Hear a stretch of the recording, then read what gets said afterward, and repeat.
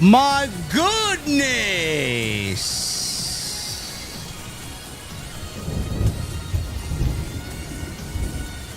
Monday Night Raw, ladies and gentlemen, Columbus.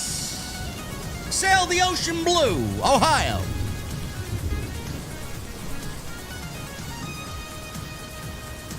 You know, before we get any of the WWE elitists, you know, those people on social media that will raise their pitchforks and their flags and their empty bag of Dorito chips. Before we get any of these people upset, Raw was actually a solid show. There's just something missing. I don't know exactly what that is. There's just something missing from the show. I don't know. And the Roman Reigns Jacob Fatu storyline. Roman's World Championship title run has been a bore. We're going to the venue, ladies and gentlemen. I'm tired. I'm still exhausted from last night's Double or Nothing. We're going to try and talk about this Monday Night Raw tonight, man. We're going to do our best. Someone hand me an old-fashioned. And when I get through those doors tonight, I want to know on this Monday night, what the fuck are you guys drinking? I'll see you over there.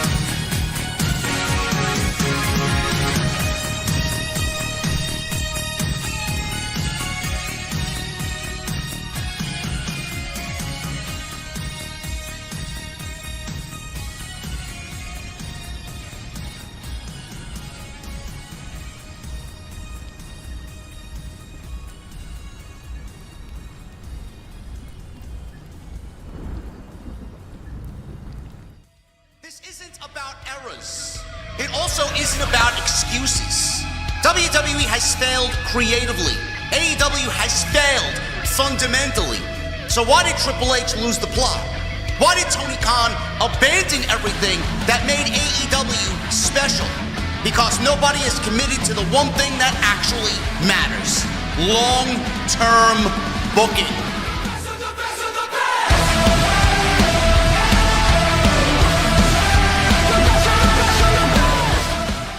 What is going on, guys? Thank you so very much for joining me right here on Off the Script. This is your Monday Night Raw post show for your Memorial Day, May 25th, 2026. I am your host, JD from New York, as always, coming to you live from the OTS venue inside my mother's basement. Thank you guys so very much for joining me on this Memorial Day Monday, wherever you may be. First and foremost, before we get into the pro wrestling that really didn't matter to anybody tonight, congratulations to the New York Knickerbockers. You Knicks fans, I'm excited for you, man. I'm excited for you. They are, man, if they keep this up, holy shit. Can they take this momentum into the finals and win another 4 basketball games? I don't know, man. You guys are killing it. All the Knicks fans out there, man, I'm happy for you.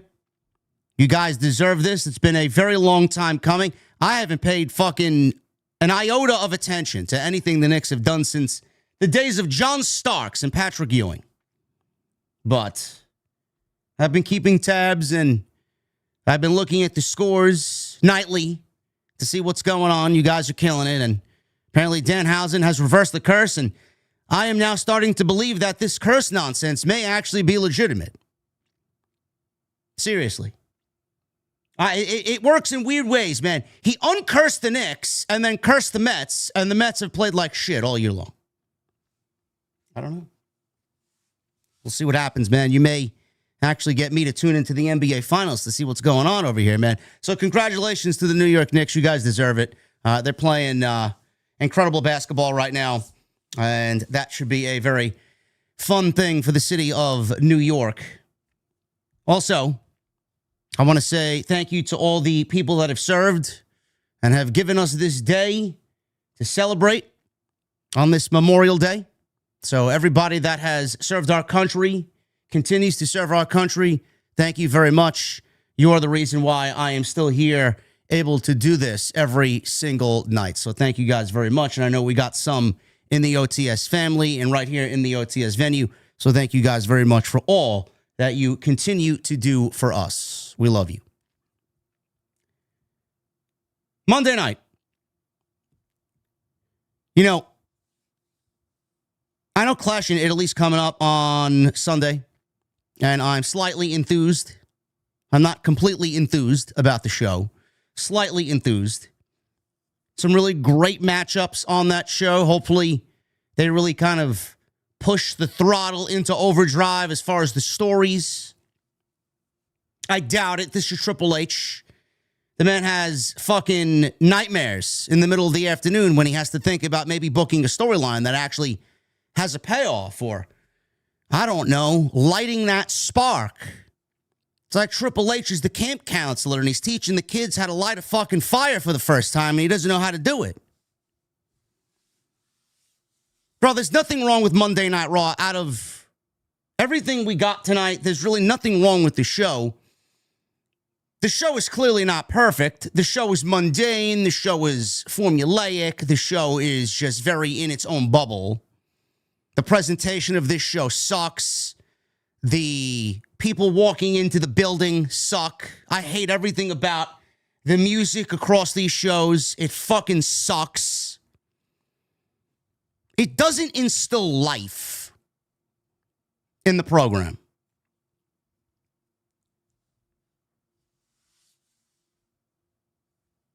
There's something missing from this show. Obviously, the one thing that's missing is CM Punk. And apparently, CM Punk is off on a gym excursion getting swole. He is doing that. But CM Punk isn't on television because WWE has opted to not bring him back to television because they don't have anything to do or they don't have anything for CM Punk to do right now on television coming out of WrestleMania. Even though the man said that he's not going away and not going to take a vacation, he's not going to do like Roman Reigns did, and even though he lost the World Heavyweight Championship, he's going to be on TV because that's what he does. This is his show. And meanwhile, he's gone away for the last 2 PLEs. I don't know why you'd have him go out there and say something like that and then not book him on the show for about 30 days. Plus, CM Punk is certainly missing. I don't know if he ends up on SmackDown or if he stays on Raw. I don't know. That's one thing that's missing. The other thing that's missing is a spark. A legitimate spark. Everybody legitimately feels like they're given their task. They go out there and they do what they have to do. And bro, I'm not stupid. I would like to think that the people watching me aren't stupid either. Like, I see it. I feel it. I knew it. I said it last night. I said it last night while I was live with Jesse for the AW Double or Nothing 2026 post show. I said it last night. I hope that whatever came out of Louis Armstrong Stadium ignited a fire from the people I know that are watching AEW over on the WWE side of the fence.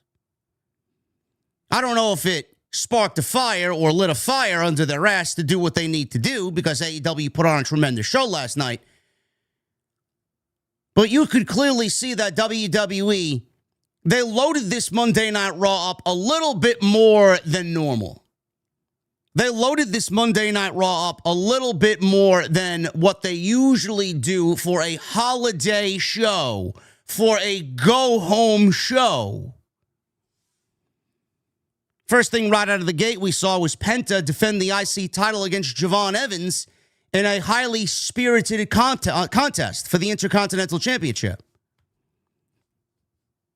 I said it while I was watching the match. I'm like, man, I wonder why they tasked these two guys to go out there first.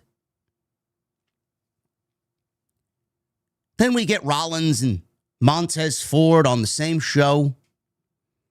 That's a match that people have been asking for since this tension between the Street Profits and Seth Rollins weeks ago. And they gave that away on Monday Night Raw in the middle of the show.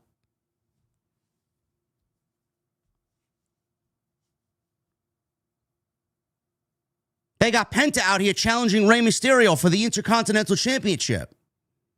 Don't know when the match is happening, but clearly they want to get that done.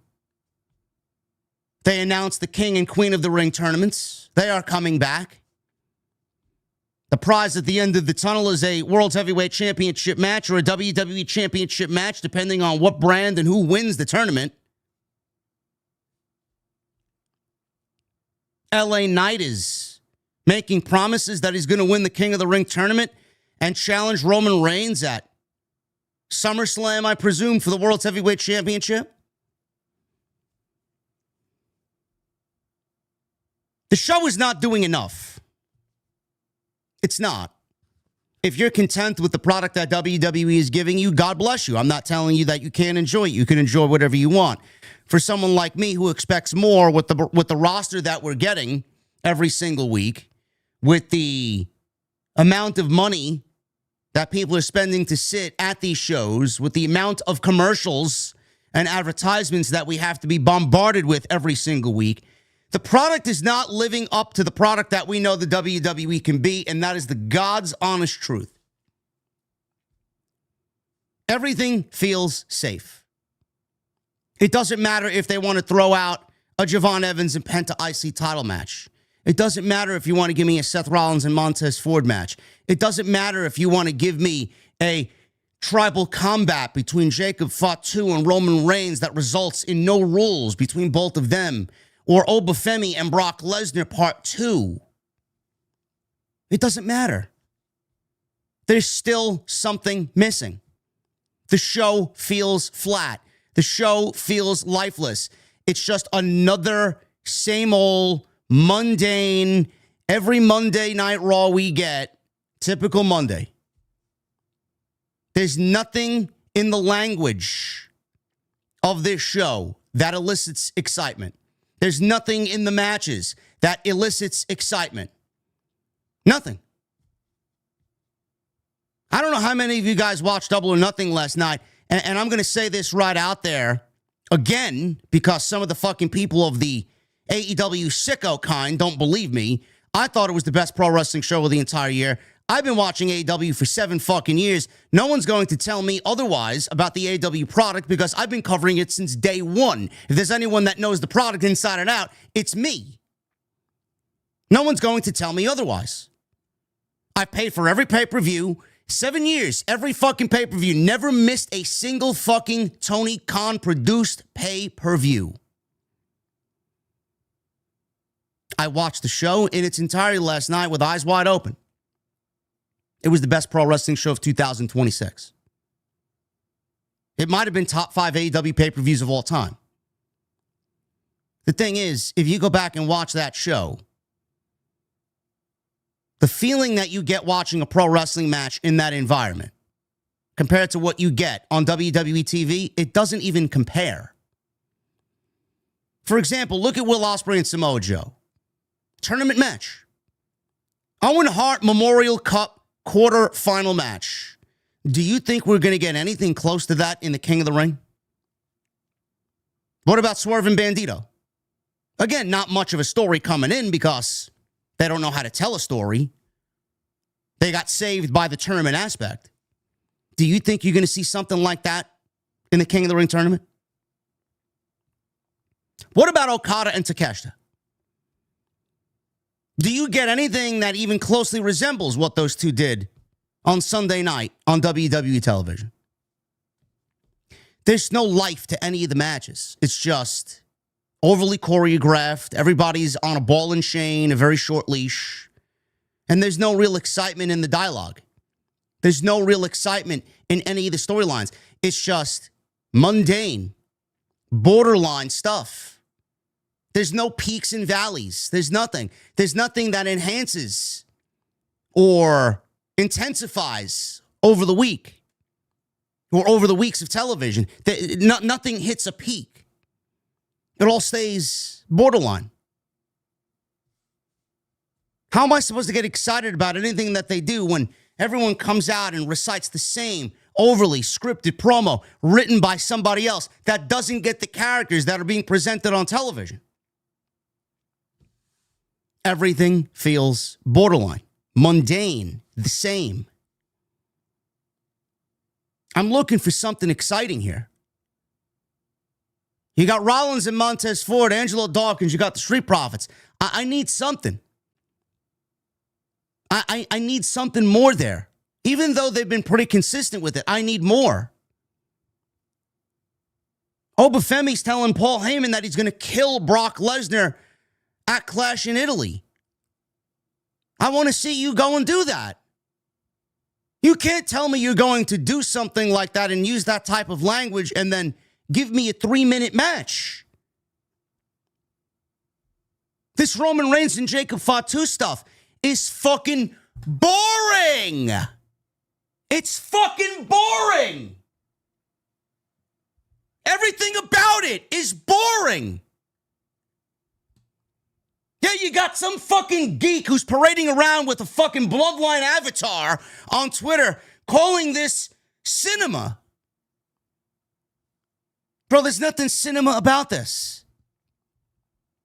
It's fucking boring. How many weeks do we need to put them in the main event segment? Is there anything else on this show that signifies main event? Why do we need a contract signing that does nothing in the main event segment? One guy signs a contract, the other guy signs a contract. Roman says he can't touch me because he signed a blood oath. Thanks for telling us beforehand. Why are we signing contracts when the match has already been official for 3 weeks? Has anybody asked that question?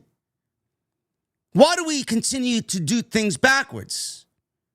It's another one of these pro wrestling tropes that I just can't fucking stand. It makes you feel stupid. Oh, yeah, they're making the match official tonight, but we got the official graphic for 3 weeks now. What's official about it? What was official about it now where it wasn't official 3 weeks ago? I think plastering it all over social media and plastering all over your television show and plastering all over the commentary team, I think it's pretty safe to say it's fucking official. Yada mean, acknowledge me, I'm gonna dog walk your bitch ass. Bro, this shit sucks. And this is coming from a guy who loves Jacob Fatu, man. This shit sucks. WWE needs something to take place in Italy. Something. The next week of television needs to be a product that takes risks. The next week of television really needs to sit down with itself because the competition is delivering a show like they did on Sunday night, and you're coming out here fucking sitting in your rocking chair eating your vanilla ice cream, maybe you'll decide to put some rainbow sprinkles on top of the vanilla ice cream so that it doesn't look so fucking boring. Bro, I'm going to need you to go to the fucking store and buy a different flavor of ice cream, something that is a little bit more exciting. Something that when you open the freezer, oh shit, I didn't know I had that. WWE is serving you vanilla ice cream, and AEW right now, after Double or Nothing, because the television show sucks, let's be real. After Double or Nothing, AEW has served you up a nice bowl of Rocky Road, man. There's a whole bunch of shit in that ice cream that every scoop is a nice surprise. Maybe you'll get a chunk of fucking brownie. Maybe you'll get a big chunk of chocolate fudge. Maybe you'll get a little marshmallow. Maybe you'll get a little chocolate ice cream. Maybe a little vanilla. Maybe some nuts. What type of nuts are in there? Walnuts, hazelnuts. What types of nuts are in the Rocky Road ice cream? WWE is shopping for vanilla ice cream. And it's not even good vanilla ice cream. It's the vanilla ice cream that basically is borderline fucking ice cream that doesn't pass the FDA approval to even be ice cream. This is WWE in a nutshell. The next week of television needs to be WWE going to the fucking supermarket and buying some really exciting ice cream. And I'm talking about what's in the ice cream, you ask? Jacob Fatu winning the World Heavyweight Championship. That's what needs to be in the fucking ice cream. Take a fucking risk. Roman Reigns ain't going to be at Night of Champions, right? He's going to be advertised for June, but he's not going to be advertised for Night of Champions. He's not going to be at Night of Champions. So I'm assuming the World Heavyweight Championship is not going to be defended at Night of Champions. If Roman Reigns is missing the PLE for the month of June, then I think it's pretty safe to say that we could take a risk and have it pay off and put the World Heavyweight Championship on Jacob Fatu. Even though for a short period. Roman can win it back at SummerSlam. We can do that, can't we? Is that so difficult? What would be so difficult about that? I think that would be awesome. Take a risk. It's not going to hurt you in any way. And when Jacob Fatu wins the World Heavyweight Championship, I would have Jacob Fatu go on a warpath. I would have Jacob Fatu really show you exactly what he means by burning the family tree down to the ground. I want to see Jacob Fatu burn the fucking show down to the ground. I want to see Jacob Fatu absolutely bulldoze himself over everybody and absolutely cause chaos. I want to see him force the entire fucking company to acknowledge him. With Roman, Jimmy, and Jay being the first to do it. We need some fucking chaos. We need to know why Jacob Fatu is the most dangerous man in the family. We need to know why Jacob Fatu is the most dangerous man in WWE. We have to physically see that acted upon. We have to physically see that presented. Maybe he brings in other members of the family that aren't there yet. Maybe he starts his own fucking family tree. Something needs to happen. We cannot continue this with Roman winning, Jacob Fatu falling in line, and acknowledging the tribal chief. How is that going to create engaging television? What's going to happen there? How do you think that is going to create exciting television?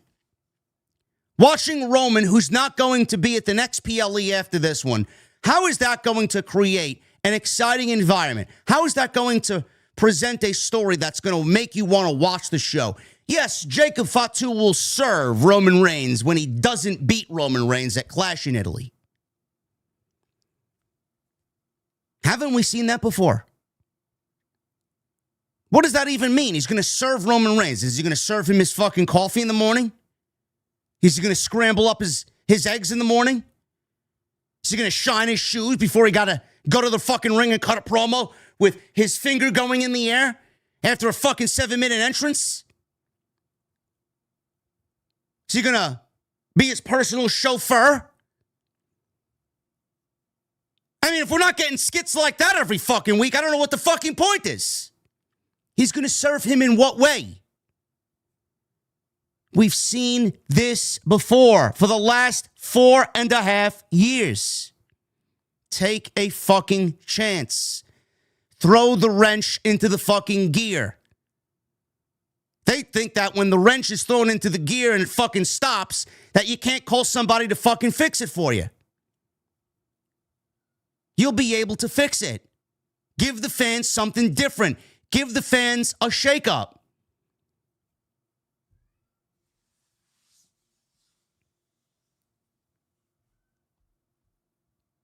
Oba Femi and Brock Lesnar.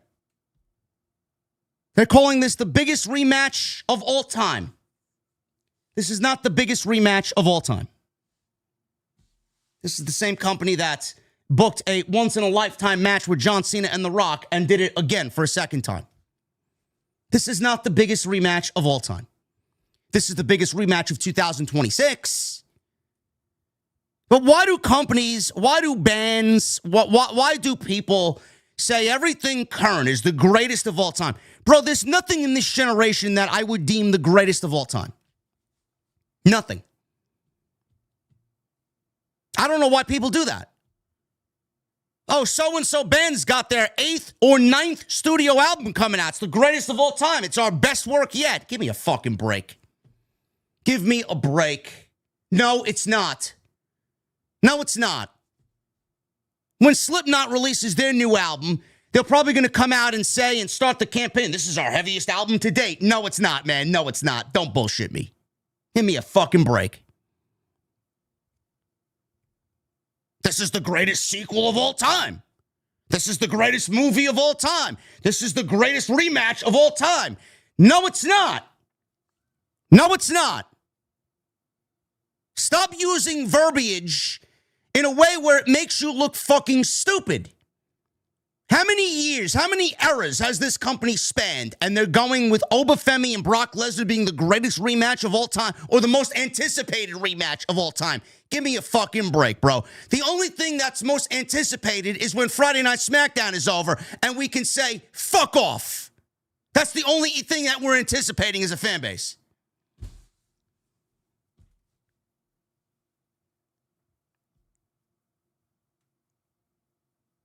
You know, I'm looking at the Clash in Italy card, and I'm looking at Brock and Oba.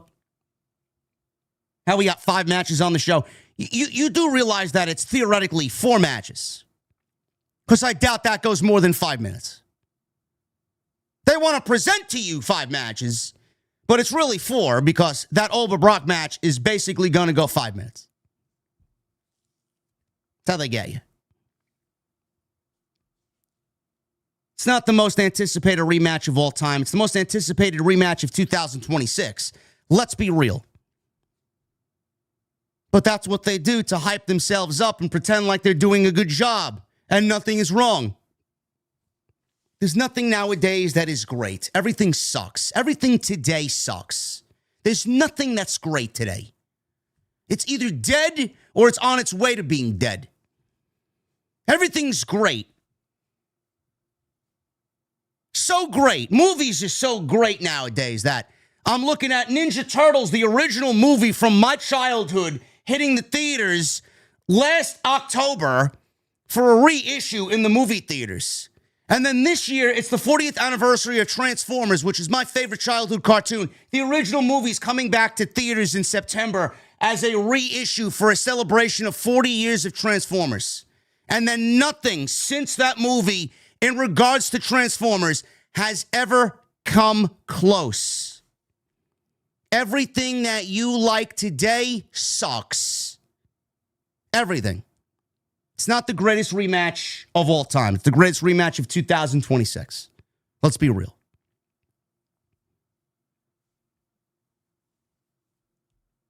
Seth Rollins and Montez Ford. It's easily my favorite thing on the show. Because at least there's some continuity from a week-to-week perspective. Penta and Javon Evans was really fun. Rey Mysterio's the new #1 contender for the Intercontinental Championship. When or where that's going to happen, I don't know.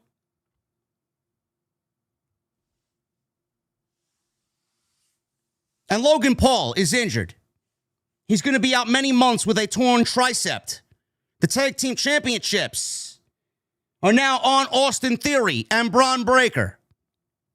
Poor Braun Breaker. He goes from challenging CM Punk to the World Heavyweight Championship. Then he goes to getting a fucking hernia that requires emergency surgery, misses WrestleMania, has to wrestle Seth Rollins at Backlash instead of at WrestleMania, and now is straddled with the tag team championships in a dead division that only has one or two teams, the Profits and the Usos. Man, the Wolf Dogs with Baron Corbin aren't looking too bad now, huh? Again, this Monday Night Raw was okay. It's nothing that's really lighting the world on fire. The script isn't going to fucking self-combust because it's so hot. This is a very formulaic, mundane, borderline Memorial Day episode of Monday Night Raw. We're going to talk about it. This is your Monday Night Raw review for your Memorial Day, May 25th, 2025. And if you don't like anything I have to say, you guys can go watch somebody else. This is how I genuinely feel about the product. The product is fucking cold. Not everything is great. It's all right if someone else says it's not great. At least they're being real with you. There's no way you could look at this product and say, this is anywhere close to what we were getting just 3 years ago. It's not. And Triple H rather booked this type of show because he's safe. It's not good. It's not bad. It's just right in between. I don't know what the problem is. He would rather book a boring show than a bad show, but the boring shows are fucking worse because nothing happens. At least with the bad shows, you got something to fucking talk about.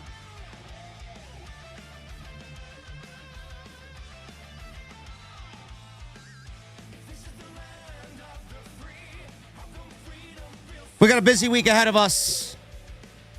We got a lot going on tonight. We're live. Tomorrow morning, we're live with the coach. I was texting with the coach. We got a great lineup of topics tomorrow for the 2 count. That's 11:30 Eastern. 2 count on his channel, Behind the Turnbuckle. So make sure you guys join us then. And then tomorrow night, we got a lot to talk about, man. Tomorrow night on Tuesday Night Titans with the one and only Solid Monster. We're going to go over Double or Nothing, give you a full breakdown of what happened on Sunday night, our thoughts and opinions on what we both thought was an incredible show. We're going to do some Clash in Italy predictions. We're going to talk some Ludwig Kaiser. We're going to talk Enzo and Cass. And anything else that happened this week. So join us for Tuesday Night Titans. That is tomorrow night at 8:30 p.m. Eastern. Wednesday, Jesse and I will be back covering AEW with the Dynamite Post. Friday, SmackDown. And then Saturday, I'm not sure I'm going live yet, but I will be watching Americano versus Americano on AAA. I will be watching it Saturday night. Don't know if I'm going live yet for the show because I really haven't tuned into AAA enough to give you a comprehensive breakdown and discussion of the storylines that are happening over there. But I will be watching. And then Sunday, Clash in Italy. That'll be the last stream of the month. And that'll be happening on YouTube here with the review at somewhere around 6 p.m. So Clash in Italy is happening on Sunday at 2 p.m. Eastern. And we will be live for that on Sunday afternoon, Sunday night. So make sure you guys tune in then. Like I said, a very busy week. So strap yourselves in, man. We got a lot to talk about. Follow me on social media at JD from NY206, Twitter, Instagram, TikTok, and Cameo. Hit that subscribe button down below. Turn on the bell for notifications. Go and check out all the content on the channel from the previous week. Hit that thumbs up. Let's try for 1,000 likes. We got 2,200 people in here on a Monday night. Let's try for 1,000 likes. We're already halfway there. So please go and check the bottom of the video player. Hit that thumbs up. It turns blue, I think. Helps me out tremendously. Also, leave a comment down below. Helps us out. We love being in the YouTube algorithm. Super chats are open. Get them on in. Best way to support the show is via the super chat, so go and do that. And tonight we are sponsored by Blue Chew Gold. BlueChew.com. Code JD. Buy yourself 2 months of Blue Chew Gold and get the third month for free. Start things off with Monday Night Raw. At the top,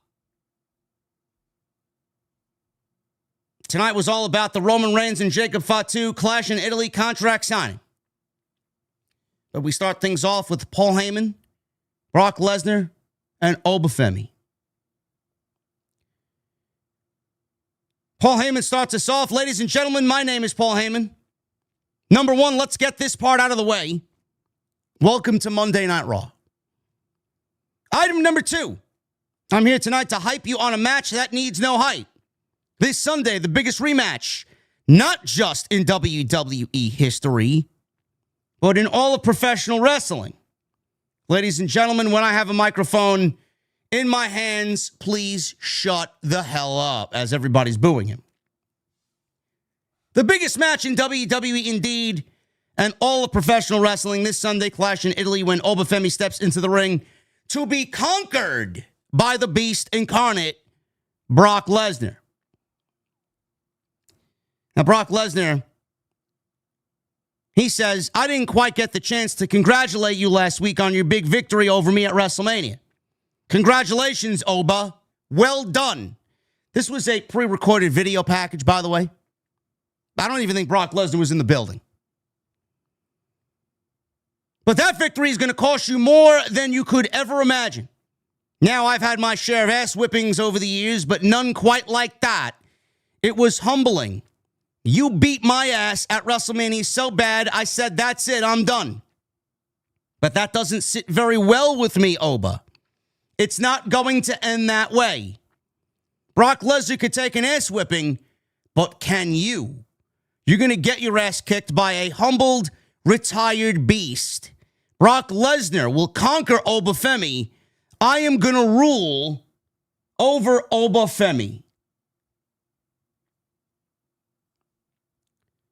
So Brock Lesnar basically confirmed that he's retired. You're going to get your ass kicked by a humbled, retired beast. He's retired. So he retired at WrestleMania and decided that he wanted his win back. So he unretired, but is still saying that he's retired. I'm not sure that's really a suitable explanation for why he just all of a sudden showed up out of nowhere. Or why he left his boots in the ring and why he left his gloves in the ring. I mean, if you're still retired, then you're retired. You can't be retired and then unretired at the same time. You can't be retired and then wrestle a match at the same time.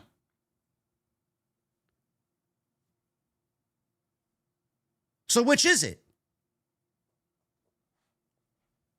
I don't think they really gave this explanation a lot of thought.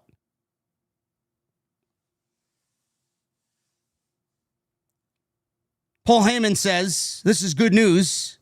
Everyone watching will have the chance this Sunday to see history play out in real time right in front of your eyes. The bad news for everyone that worships Oba Femi is that Oba Femi has awoken the beast. Oba Femi has awoken the beast. He keeps saying it. Oba Femi comes on out. The typical Oba Femi aura farm of the entrance for WWE. They love that. He eventually gets into the ring. Everybody's barking and chanting, Oba. He gets in the ring. He backs Paul Heyman into the corner. Paul Heyman's shaking and trying to save his life. Oba grabs a microphone and says, you say that I've awoken the beast. Now, what do you think he has awoken in me? What do you think that 4F5s has awoken in Oba Femi? Don't worry, Paul. It's fine. I'm not going to hurt you, as Paul Heyman is trying to convince Oba not to hurt him. Matter of fact, I need you. I need you to be alive and well to tell the tale of Brock Lesnar. And while you tell that story, you're going to fast forward to the end, my favorite part, where I retire Brock Lesnar for a second time. And I know you, Paul, you're going to say it's just business. It's not personal. I don't know about you, Paul, but 4 at 5s seems very personal to me. So while you tell that story, this is the final chapter. He puts the contract on Paul Heyman's chest, signs the contract on Paul Heyman's chest. He then says, deliver me this message to Brock, Paul. Tell him last time I was fighting to beat him. This time I'm fighting to kill him. WWE, I don't remember the last time WWE used the word kill on television. I don't know if this is fact or not, but I do think that was one of the words that Vince completely outlawed being used on television. Oba Femi said to everybody and to Paul Heyman that he's going to kill Brock Lesnar.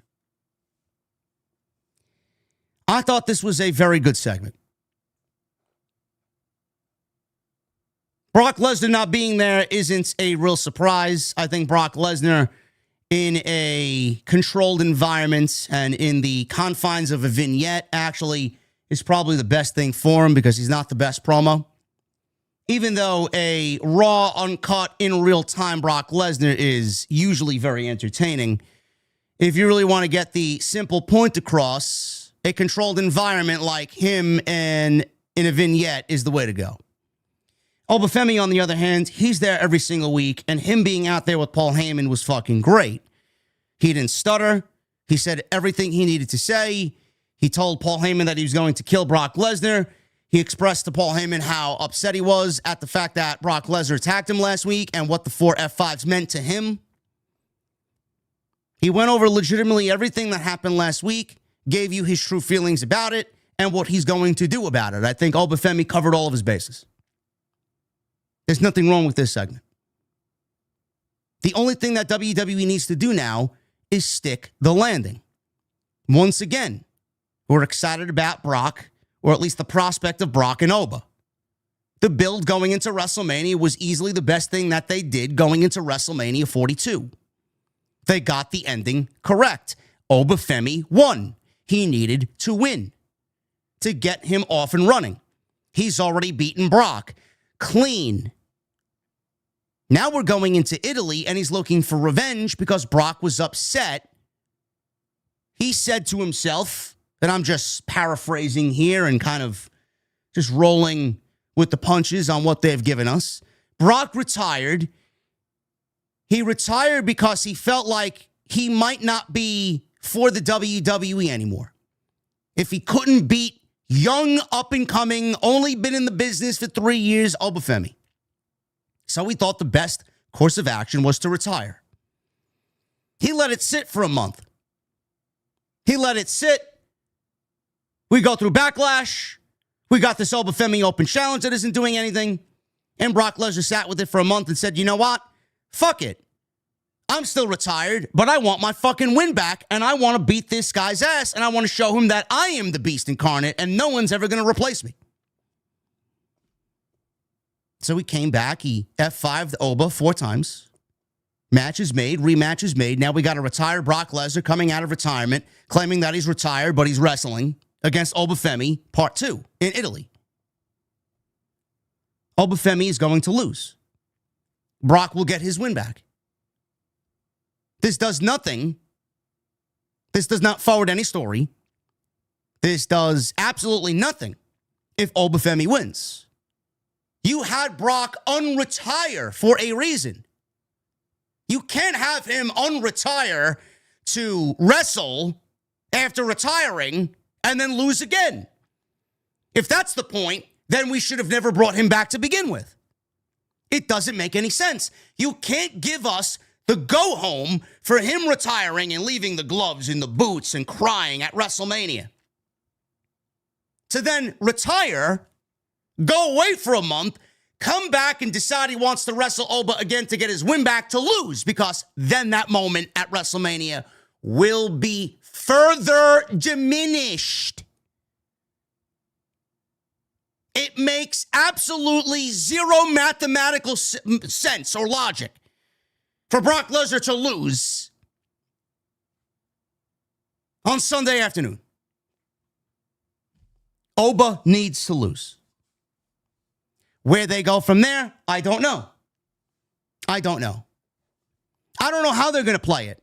Is Brock going to beat Oba clean? Because if Brock beats Oba clean, they could go that way and say, Oba wants another shot because Brock blindsided him. Brock sneak attacked him and delivered 4 F5s. Or use some bullshit excuse. Or something can happen in the match where I'm hoping that Brock, he's really getting his buttons pushed in by Oba Femi. Oba continues to take the punishment. He kicks out of an F5. He takes several suplexes. They beat the shit out of each other on ringside. Oba is just coming back and fighting from behind like a valiant warrior, only for Brock to do something that is unbecoming of Brock Lesnar and use a not overly offensive, cheap way, but something that signifies that Lesnar beat Oba, but barely. Brock beat Oba because of X reason. An exposed turnbuckle or something that's required Paul Heyman's assistance. I don't think Brock should beat Oba clean. I think Brock should beat Oba, but I think Brock needs to beat Oba, have something happen where it's a clear direction and a clear road to a third match, where Oba eventually retires Brock for a second time. And that's going to be a big deal, because I know WWE and I know fans are going to make that a big deal. He's already retired Brock once, and that was not really an advertised retirement. Brock just pulled that out of thin air. But the next time Oba beats Brock, it will be a formal retirement match, a formal final match for Brock Lesnar. And that will mean a lot, because Oba will have retired Brock once unofficially and once officially. WWE's got to tread very carefully with this. All I ask is that Sunday afternoon, this match is given time to tell a story. I'm all right with what they did at WrestleMania. Less than 5 minutes. It went 4 minutes and 45 seconds to be exact. I would like to see somewhere in the 8-9 minute vicinity. I want to see them beat the shit out of each other. I want to see them actually fucking destroy the ringside area. This is a battle of Godzilla and King Kong. You cannot contain this in 3 or 4 minutes. That's a typical Brock Lesnar outing. We're not flying Brock Lesnar to Italy to deliver the same fucking bullshit 4-minute match that Brock Lesnar has delivered for the last 20 years. Work. Show up to work. It's not going to do anything if you add an extra 5 minutes. It will tell a longer story. It will get more out of what you need to do here. I don't want to see them go 4 minutes and deliver F5 and suplex and Oba kicks out and a fall from grace and a chokeslam. And I mean, I don't want it to be the same match we got at WrestleMania. There's got to be something different about it compared to what we saw in April. How are you going to hype up the greatest rematch, the most anticipated rematch of all time, and then deliver the same fucking match we got in April? It doesn't work that way. That's fucking lame. Part 1 stands on its own. The sequel needs to be different. What's going to be different about this match that we didn't see at WrestleMania? That's what they need to do. And I will be keeping a very close eye on what they've done, because I'll tell you right away, it's basically the same fucking match you got at WrestleMania. What's the difference, and what was the whole fucking point of this?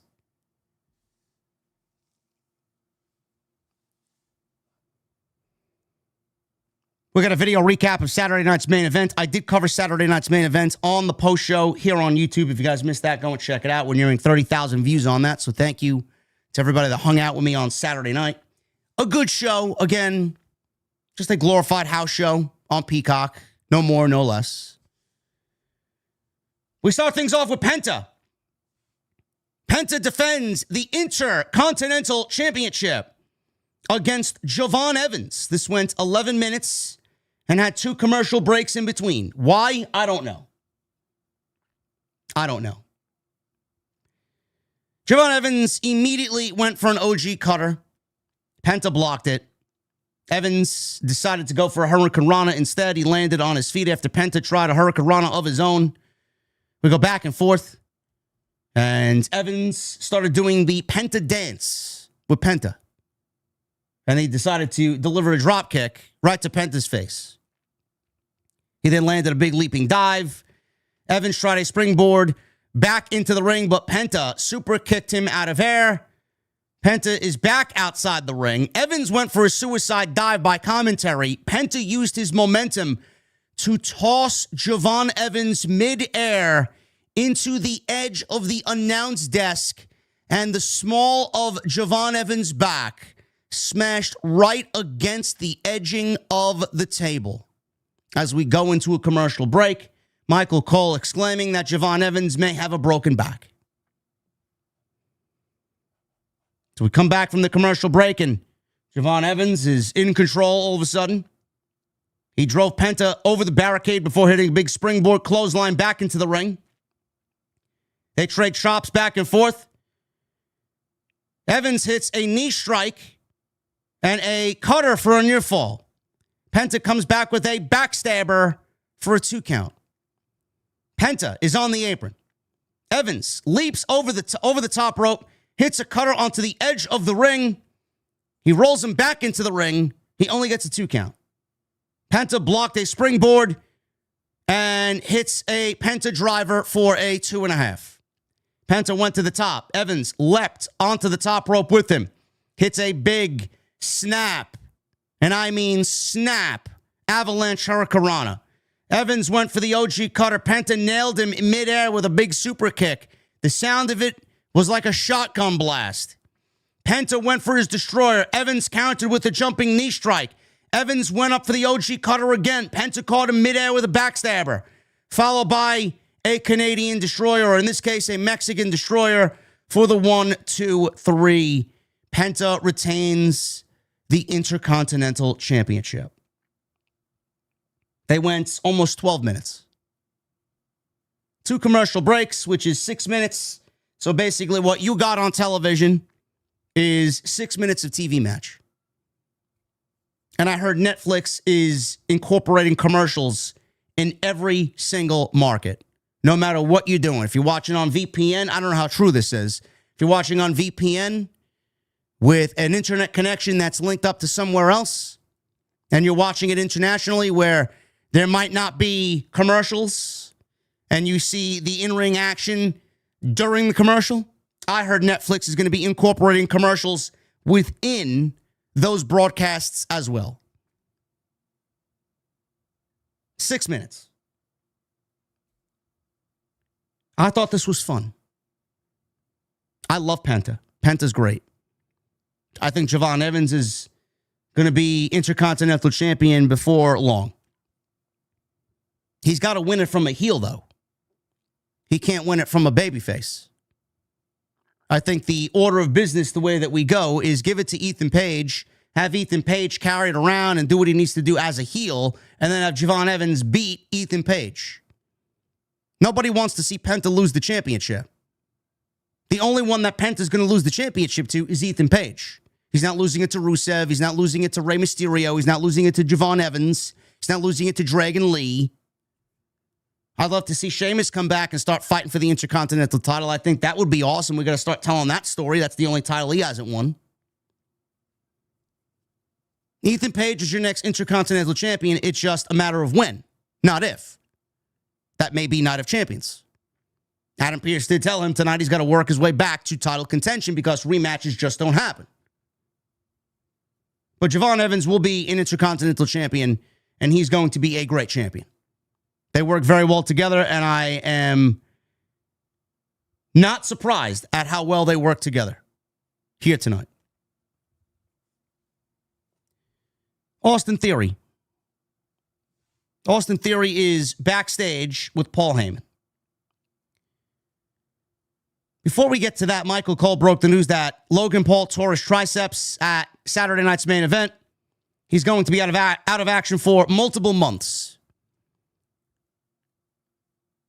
Logan Paul injured his tricep on a dive towards the end of the match in the main event with the Street Profits in the Vision when Angelo Dawkins came flipping over the top rope and landed on top of Logan Paul. He immediately went down, and they showed the spot live in replay tonight on air. And that's a big loss. He's going to be out at least, 5-6 months with that? That's a big-time injury. He may be out for the rest of the year. So the Vision is now down to 2. We only have Braun Breaker and Austin Theory with Paul Heyman. Austin Theory runs into Paul Heyman in the Vision's locker room. Theory doesn't know what to do with the tag team titles and asked Paul Heyman, what do I do with this? Do I give it back to you? Heyman told Theory that he put in their championship contracts that any member of the Vision could defend the World Tag Team Championships. Now, nobody knew that beforehand, but the fact that Paul Heyman said that to Austin Theory, that was a very sly way of getting out of relinquishing the tag team titles because, let's be honest, if Austin Theory had to relinquish his half of the tag team titles with Logan Paul already injured, there would be no tag team champions because there is no tag team division. WWE can't do anything with the tag team titles as far as a tournament or anything competitive because there is no fucking division. So they needed to come up with an excuse or an explanation to keep the belts on Austin Theory. So what they did is had Paul Heyman explain to Austin Theory tonight that before they won, or I guess after they won, when they had contracts drafted up as the new tag team champions, don't know why they would draft new contracts as tag team champions, but I mean, a minor oversight if you want to really be critical and fucking, just completely dissecting the product. He put into their contracts that the Vision can operate with the free bird rule. So if one goes down, anybody in the Vision can fill in that spot and be tag team champion. Does it sound ridiculous? Sure. But it's legitimately the only way out for WWE because they have no tag team division. Even if they were to relinquish the titles, what are they going to do with them? There's nothing that they can do. So this was the best course of action for them. Heyman expects Theory to defend those tag team titles with Braun Breaker with honor and dignity. Theory gives Heyman a big hug. Heyman said that he did this for Theory because he believes in Theory. He wanted this for Theory. Theory says he wants to do something for Logan Paul. He's going to take out every person that was involved in Logan Paul getting injured. Heyman is glad that Theory feels that way because he knows what he has to do tonight and, more importantly, to whom. Heyman pats Theory on the shoulder, smiles, and walks away.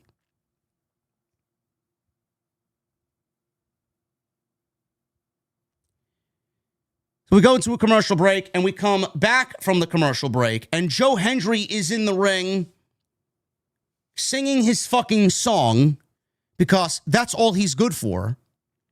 This is the great minds of WWE Creative. They have Joe Hendry, who they wanted so desperately. They wanted Joe Hendry so badly that they lured him away with the big bad red apple, right?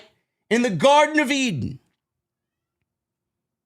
They lured him away from TNA to join NXT, get familiarized with the WWE system, eventually work his way through NXT in short order, become the NXT champion, eventually get called up to the main roster, achieve his dream of being with the WWE. To strum guitar on Monday Night Raw and sing, Paul, fire Logan Paul, fire Logan Paul.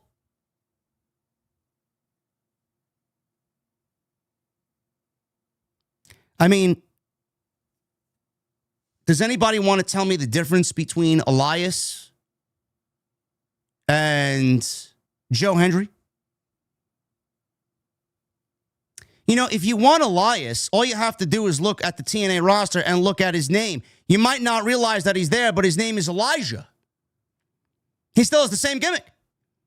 The only thing is he's wearing white like he's Gandalf the White from Lord of the Rings. You know, he's not the drifter anymore. He's not fucking strumming guitar on the street corner for spare change or strumming guitar in the bowels of the fucking subway system begging for spare change. What exactly are we doing with Joe Hendry? Or are you just going to turn him into another comedy shtick that eventually falls flat on its face? How many people are still excited about Paul, fire Logan Paul?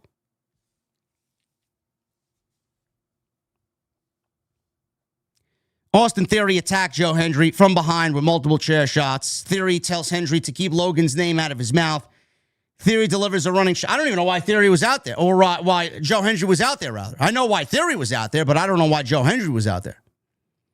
Do they just have him randomly strumming his guitar, singing Fire Logan Paul every week? I mean, if he's not in a match, what the fuck is he doing out there? And people continue to pay money for this slop. He tells Hendry to keep Logan's name out of his mouth. He then delivers a running chair shot with Hendry's face against the steel ring post. They eventually have referees and officials coming out and taking Theory away. He's foaming at the mouth because he's so angry at Joe Hendry.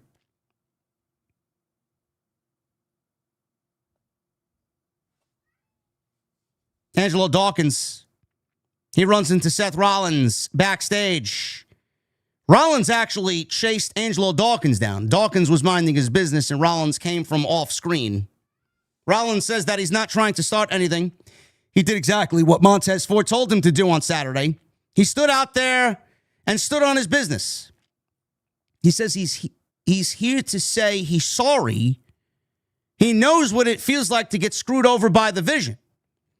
Now, with Logan Paul gone, they have an opportunity because the Vision is the weakest they've ever been. They're also the most dangerous they've ever been. We saw what happened with Joe Hendry. Rollins says he's never saw this side of Austin Theory before. Rollins tells Dawkins if they joined forces, they could put an end to the Vision for good. Montez joins the conversation and immediately starts mocking Rollins.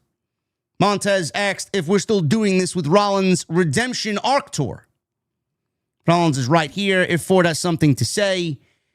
Montez tells Dawkins that nothing good happens when Rollins is around. What did I tell you last week?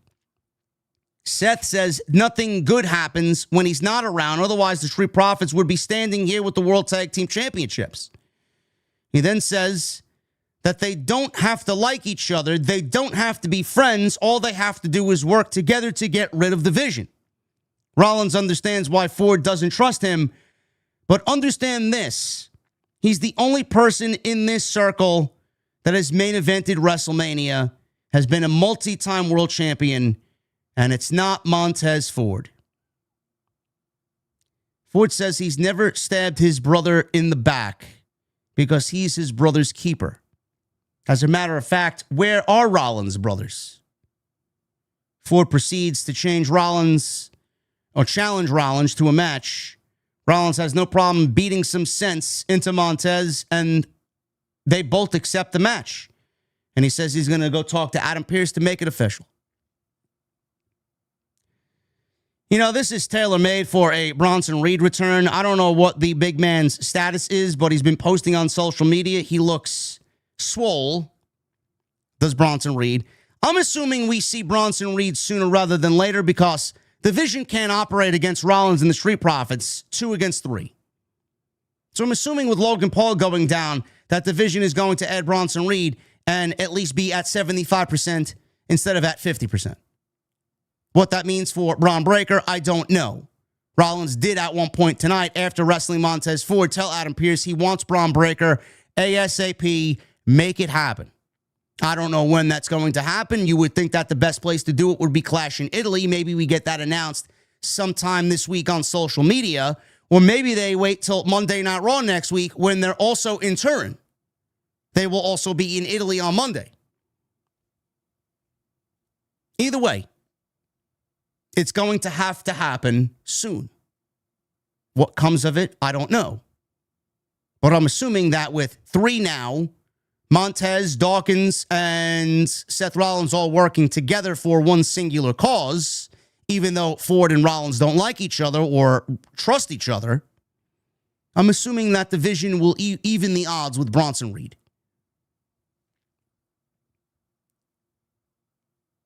We got a video package hyping the big match on Saturday night with El Grande Americano Kaiser against El Grande Americano Gable. Mask versus mask. That takes place Saturday at AAA. Noches de los Grandes from Monterrey, Mexico. I will be watching. Javon Evans, he runs into Penta backstage. Evans apologizes for being unprofessional out there. He's just frustrated. Evans says that Penta is a great champion, and he promises that he'll have a rematch with Penta very soon for the Intercontinental title. Penta says everything is good. Everything is tranquilo. He's looking forward to the rematch. Rey Mysterio comes on in and pats Penta on the shoulder. Rey Mysterio is the new, apparently, Rey Mysterio is the new general manager of AAA. I guess this is a good move. He'll probably make a better GM than he does a color commentator. Rey Mysterio was not a good color commentator. I think we need to come to an understanding there. If he could be the general manager of AAA and continue to wrestle on Monday Night Raw, you got the best of both worlds. That should also create some interesting developments with Rey Mysterio being the general manager and Dominic Mysterio being the AAA mega champion. When are we crowning El Grande Americano Kaiser as the new AAA mega champion? I might have to start watching AAA because that Triple Mania is going to be a fucking huge deal. 2 nights. Might have to cover it.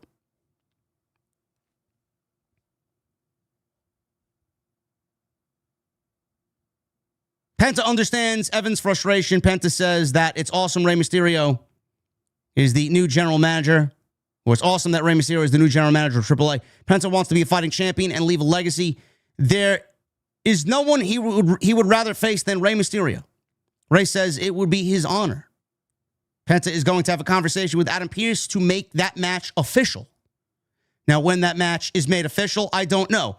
That could also be added to Clash in Italy. That could be made for Night of Champions. That could be made for AAA this Saturday. We don't know. But clearly it's in the pipeline because, as you will see and hear later on, Rey Mysterio had a number 1 contender match against Rusev tonight. Bayley and Lyra versus Roxanne Perez and Raquel Rodriguez. Better known as the Judgment Day. The Judgment Day, sorry. You know, I think Roxy is great. Big fan of Lyra, big fan of Bayley. I've even given Raquel Rodriguez her flowers this year for being a lot better in the Judgment Day, a lot better this year than she was last year and the year before that.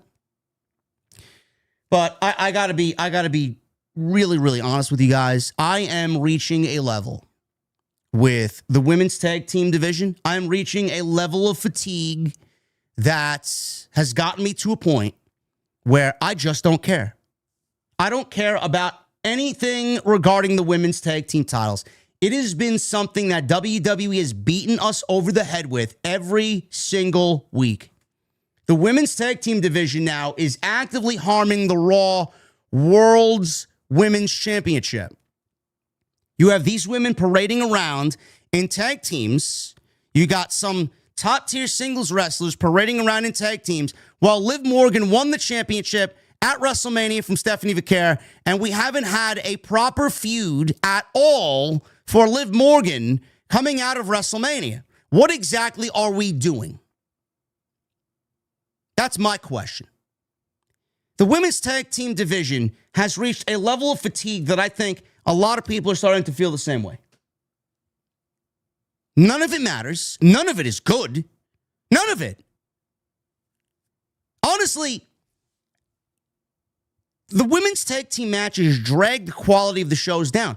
Like, for example, on Saturday night's main event, we had Brie Bella and Paige versus Lash Legend and Nia Jax. that actively harmed the overall quality of the show.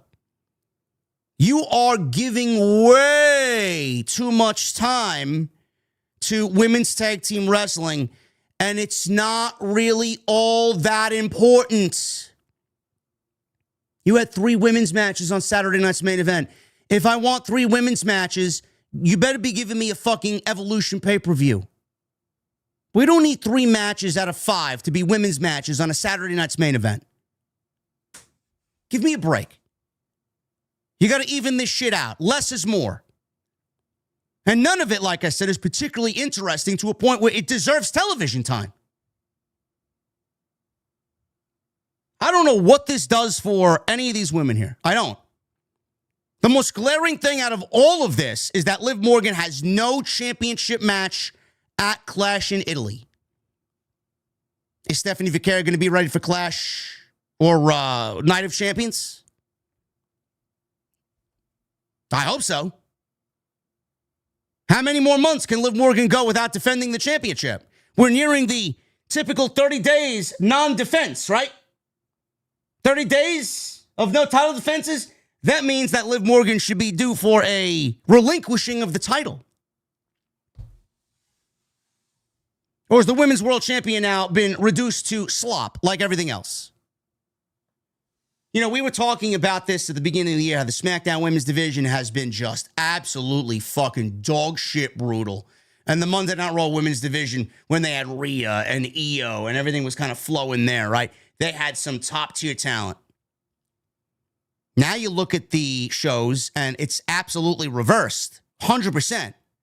SmackDown's got a great division, though there's still way too much tag team wrestling over there with Rhea and Charlotte and Alexa, and you got Fatal Influence, and you got the fucking not-so-baddies and Jade. But then you got Blake Monroe, and then you got Kiana James, and you got Julia, and you got Jordan Grace somewhere who's gone missing, and Tiffany Stratton. The Monday Night Raw Women's Division is legitimately being destroyed because the sole focus of Monday Night Raw and its writers is women's tag team wrestling. We need to absolutely change that. I don't know what the fuck they're doing, but we need less, and I mean much less, focus on the women's tag team titles. They are absolutely irrelevant. Nobody gives a fuck. And every time that they're presented on television, it actively makes the shows worse. This is fact. This is just not me saying it. Everybody's saying it. Social media is saying it. The chat here, live on YouTube, is saying it. Bayley and Lyra win. The ending happened where Dominic leapt on the apron to distract the referee so Roxanne Perez could use his AAA Mega Championship as a weapon. But there was an eventual tug of war with Bayley over the championship.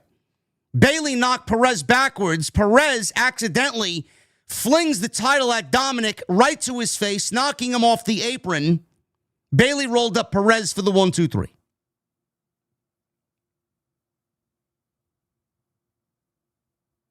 I mean, this is absolutely Academy Award-winning, thrilling stuff here.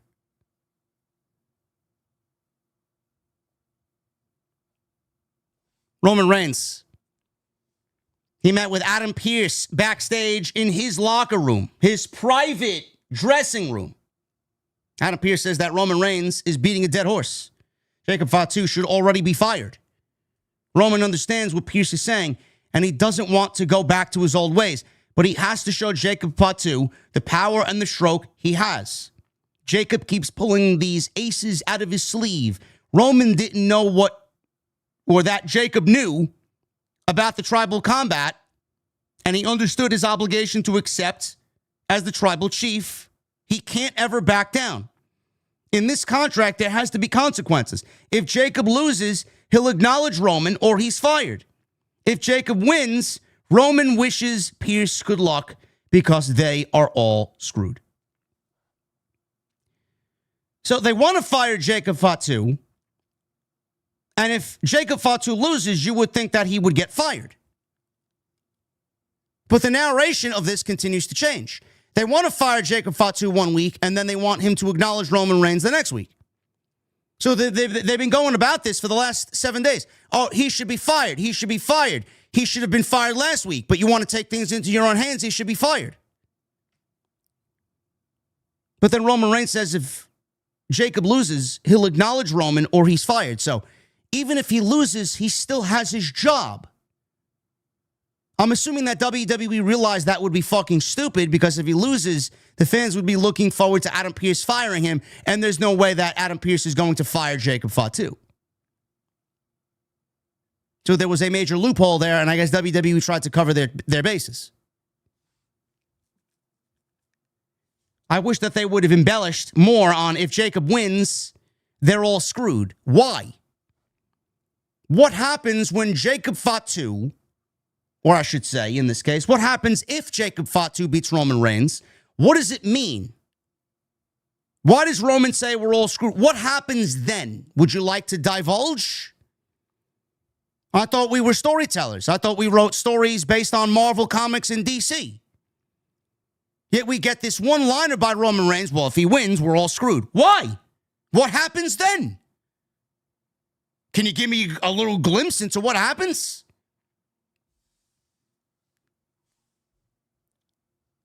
LA Knight, him and Jimmy Uso probably had the best segment of the entire night. I thought this was great.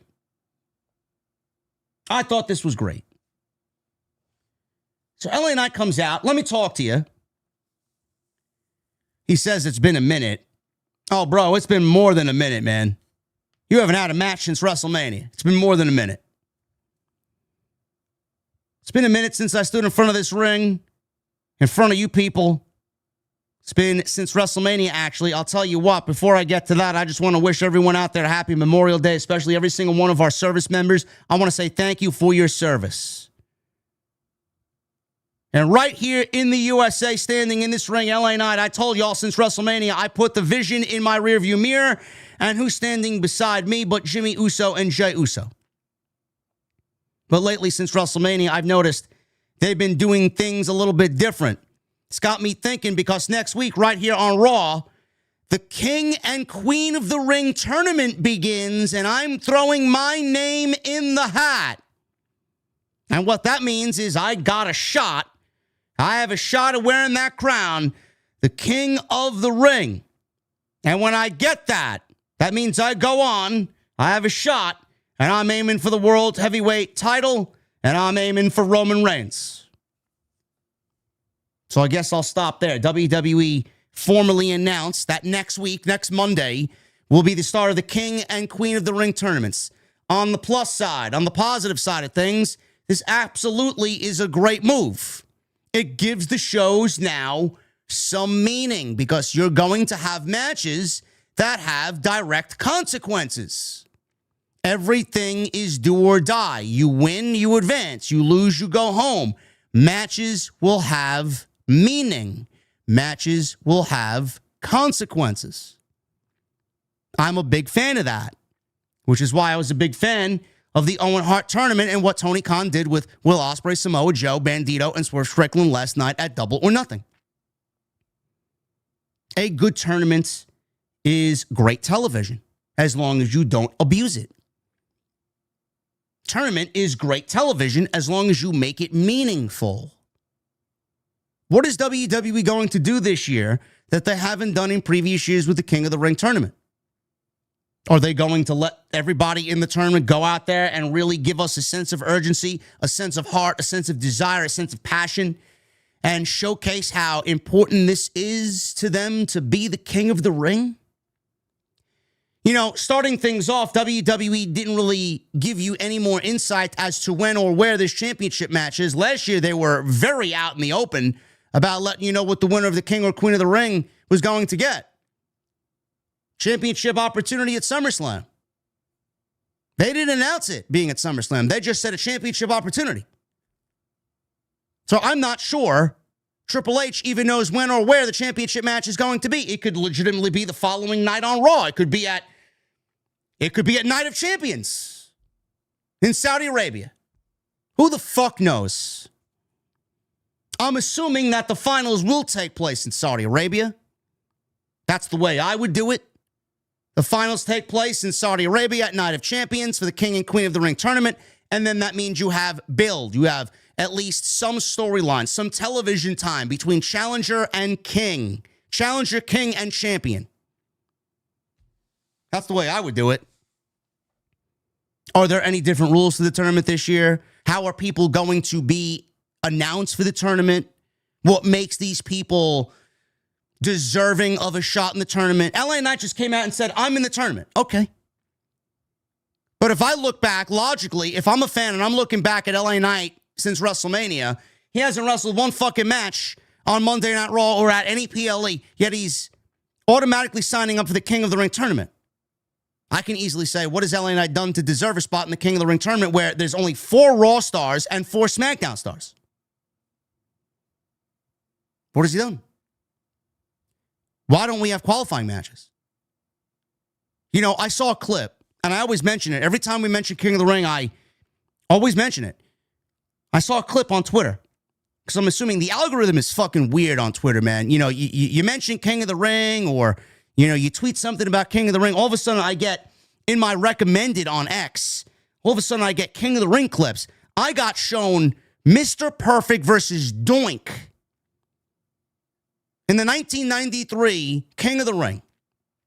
Mr. Perfect had to wrestle Doink 3 times to get into the King of the Ring tournament in 1993, to get into the quarterfinal round to wrestle Mr. Hughes. He eventually went on to beat Mr. Hughes because Mr. Hughes hit him with the Undertaker's urn, because at that point, Mr. Hughes had stolen the Undertaker's urn with Harvey Wimpleman. I may be outdating myself here, but you OGs know. And then he went on to wrestle Bret the Hitman Hart in the semifinals, and it was easily one of the best matches in WWE history.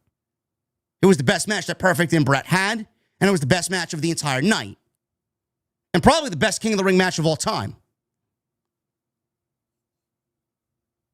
Why don't we have qualifying matches? You know, Monday Night Raw has absolutely no reason, no meaning. The King of the Ring tournament's going to give at least Monday Night Raw a couple of weeks of meaning.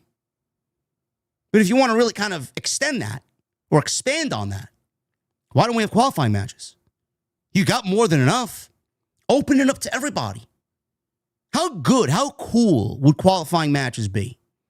Maybe get an LA Knight versus somebody from NXT. Maybe Miles Bourne wants to come up and fucking test his skills against LA Knight. Qualifying match. Can the upstart North American champion and Miles Bourne upset LA Knight? Or maybe Tony D'Angelo. Or maybe not Tony D'Angelo because he's the NXT champion. Maybe Lexis King. Maybe Lexis King tries his hand against Javon Evans. Can Lexis King from NXT upset Javon Evans on the main roster? And then we get the tournament fleshing itself out. Or am I thinking outside the box? Maybe I'm a little cuckoo. Maybe I'm a little nutty. Would that not work?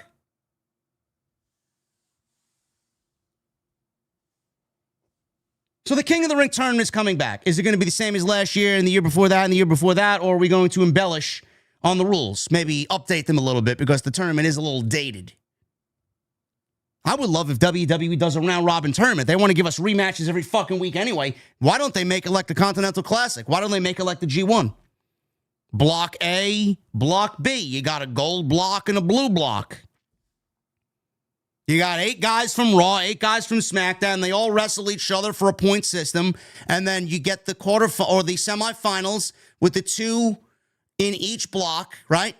The top 2 guys wrestle in the semifinal. And then the winner of each block semifinal match meets in the finals. It's a very simple concept. But WWE does not want to take risks. They want to do everything to show you that they're not a true professional wrestling company, that they would rather operate and be a pretend pro wrestling company. There's nothing better than a well-booked tournament. You would be very hard-pressed to find anything that is creatively exciting better than a well-booked tournament. What do I know, man? I'm only a fucking geek in front of a green screen with a virtual bar behind me wearing my Atlanta Braves World Series baseball cap and my favorite Alter Bridge hoodie. I don't know a fucking thing about anything, man. Fuck this guy.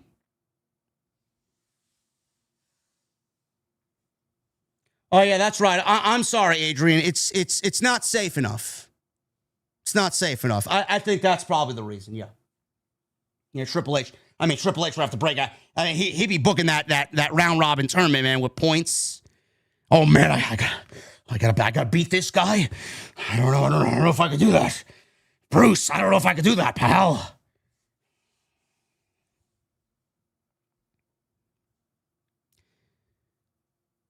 So he's throwing his name into the hat.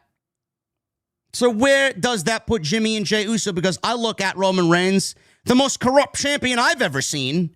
All he's doing is trying to stir up the old bloodline, trying to get some things running just a little bit different than the Jimmy and Jey Uso that I knew.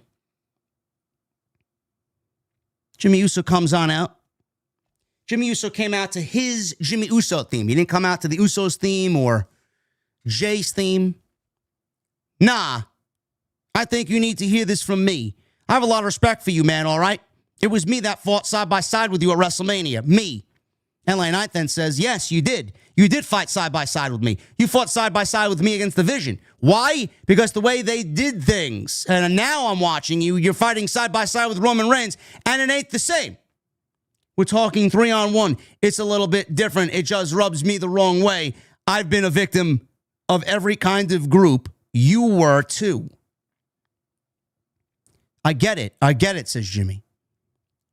I understand why you're all up in your feelings about the bloodline, man. Hell, if I'm honest, that whole locker room got issues with the bloodline because the last couple of years got ugly as hell for everybody. We did what we had to do, Oos. But it's not like that no more.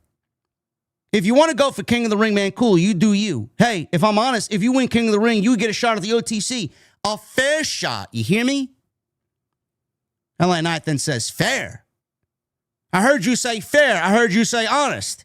But right now, I got to ask, are you being honest with me? Or moreover, are you being honest with yourself?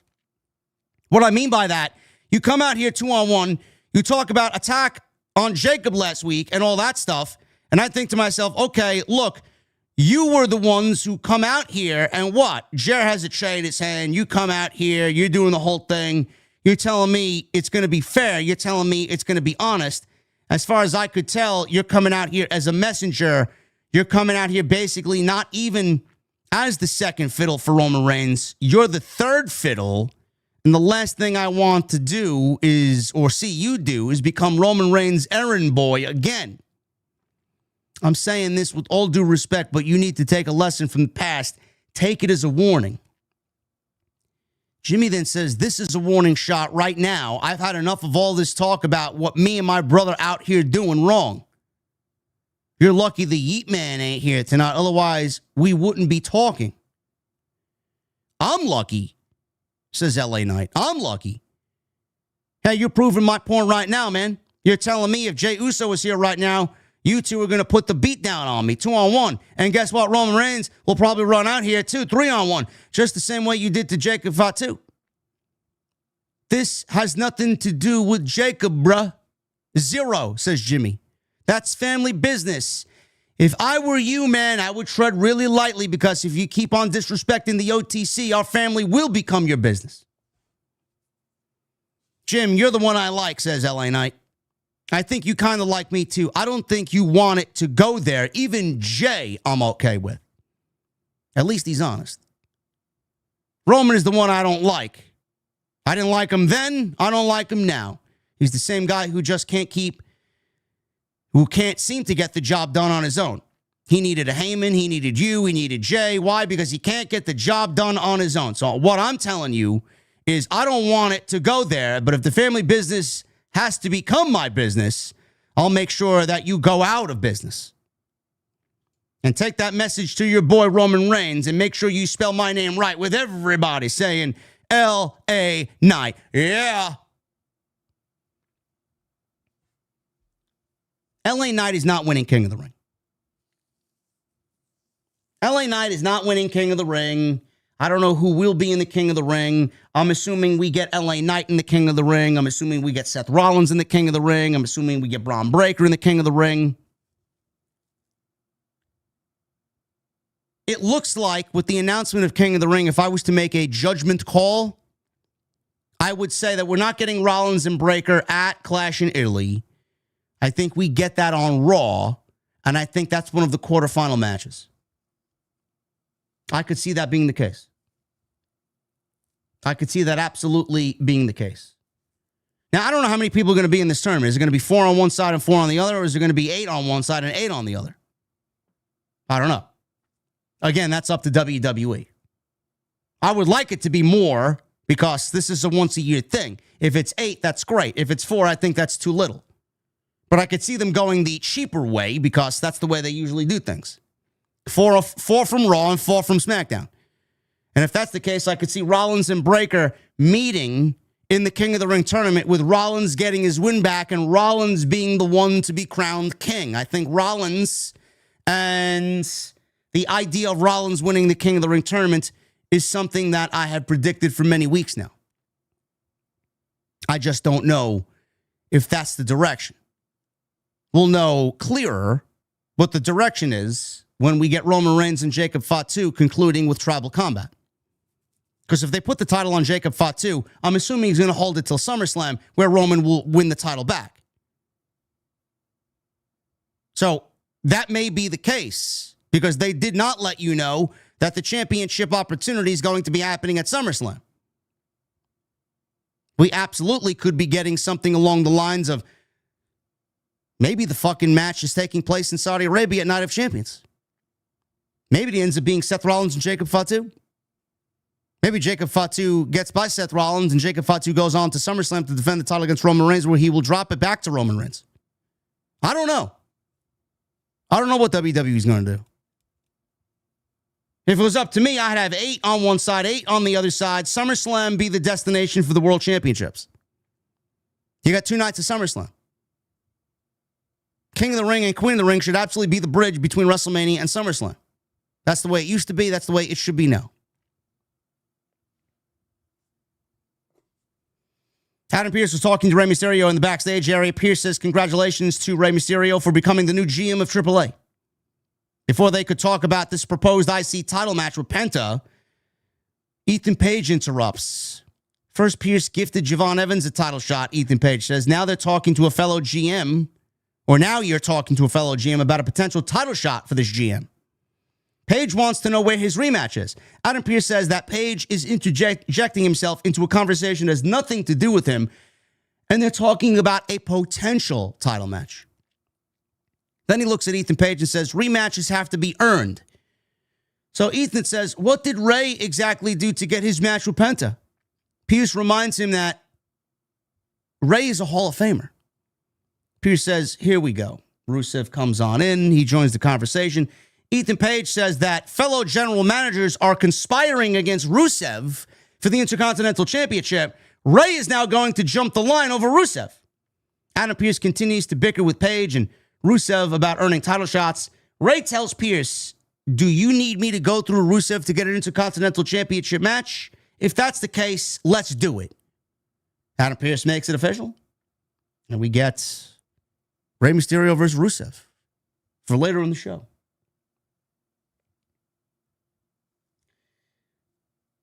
JD, could Jacob Fatu hypothetically lose and immediately enter the King of the Ring tournament? He could. He could. I don't know what they do. I don't think WWE knows what they're doing on a week-to-week basis at all. I'm hoping that the tournament is fun and not so predictable. We already got one predictable tournament happening with the other company. Let's have a somewhat unpredictable tournament with WWE. Seth Rollins and Montez Ford. This was many weeks in the making. A lot of people wanted to see this match, and we got it. And this was very good. This was very good. They went almost 13 minutes. Pick it up after the commercial break because you can't do anything on this show without a fucking 9-commercial break over 3 minutes. Rollins hits a superplex, patented superplex into his Falcon Arrow. It goes for recovery, gets a 2. They go back and forth with some counters. Rollins hits his shitty-looking pedigree for a 2 count. Montez is down.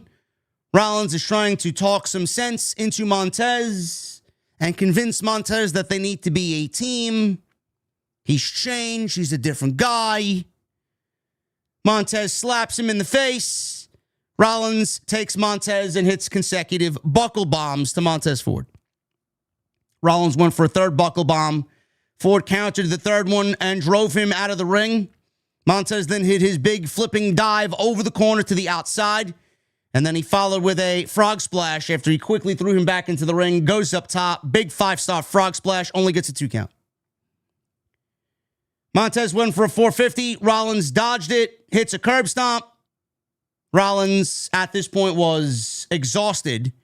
Had fallen down and made a very, very weak and light cover. Rollins' arm grazed Montez's chest. And the referee counted that as a legal pinfall. 1, 2, 3. And Seth Rollins squeaks by with a victory. After the match, Angelo Dawkins comes out to the stage and tries to get in between Rollins and Montez Ford. And he was taken out by Austin Theory. Austin Theory came and smashed a steel chair across Angelo Dawkins' back. So that's the way that went down at the end. Theory delivers a concerto on the metal grates. Adam Pearce starts yelling at Theory and drags him to the back.